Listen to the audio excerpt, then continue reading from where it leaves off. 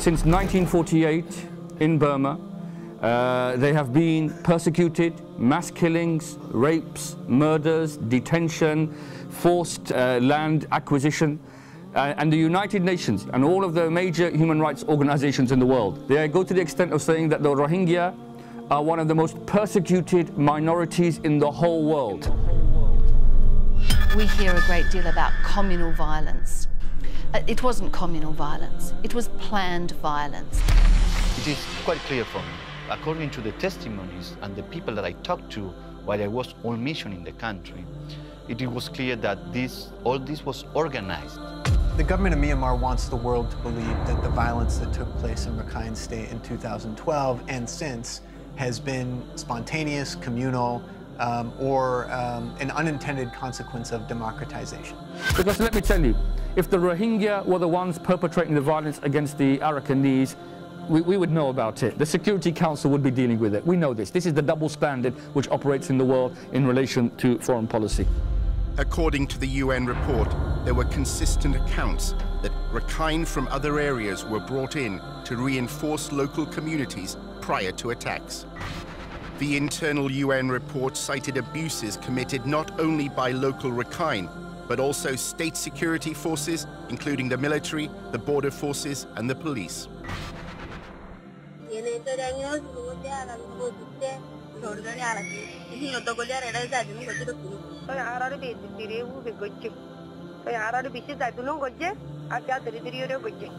It's targeted against the Rohingya in a very clear fashion. It's not that anyone in the Rakhine State is being raped, it's that Rohingya women are being targeted.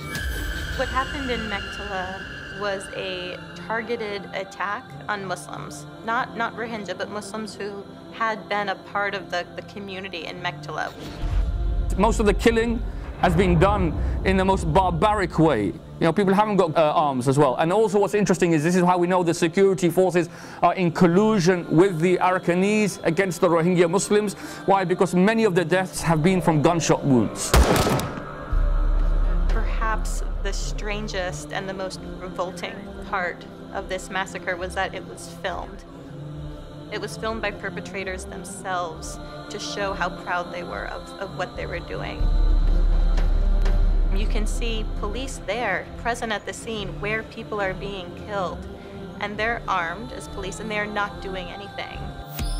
The regime of Thein Sein is prepared to use the hate speech for the government's own ends. And that is to marginalise, segregate, diminish the Muslim population inside Burma. It's part of a genocidal process.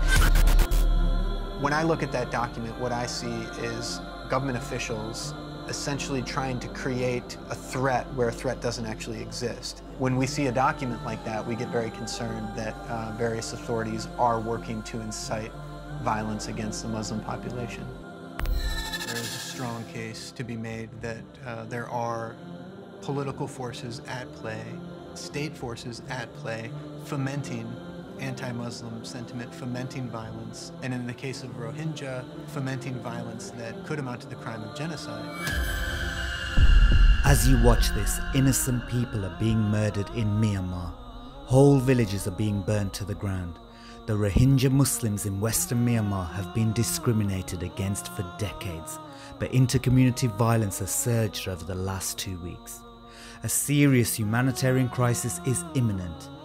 According to UN sources, more than 140,000 people have fled to the border of Bangladesh, barely escaping with their lives. 400,000 Rohingya Muslims are still trapped in conflict zones in Western Myanmar at risk of serious humanitarian rights abuses. The Bangladeshi border camps are struggling to cope with the influx of refugees, and basic necessities like food, clean water, shelter and medical equipment are all in short supply. Overcrowding and a lack of sanitation facilities will create an environment ideal for the spread of disease. The time to act is now. Our brothers and sisters in Myanmar are experiencing unimaginable suffering. Thousands of families have been forced to leave everything behind after witnessing unspeakable horrors. For just £65, you can provide a hungry family with enough food for a whole month. Donate online at justgiving.com/Burma or visit www.taskforceglm.org. Make a difference today.